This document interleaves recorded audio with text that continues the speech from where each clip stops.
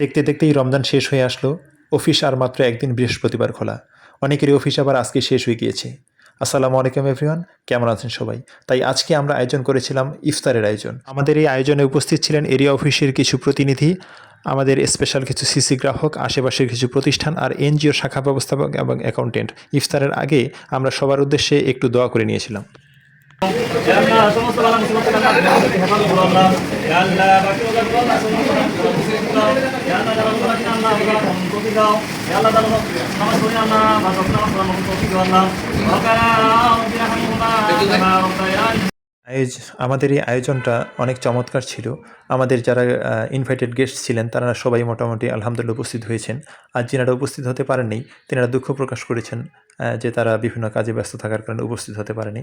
আমাদের এই আয়োজনের পিছনে ম্যানেজার ম্যাডাম অনেক অগ্রণী ভূমিকা পালন করেছেন।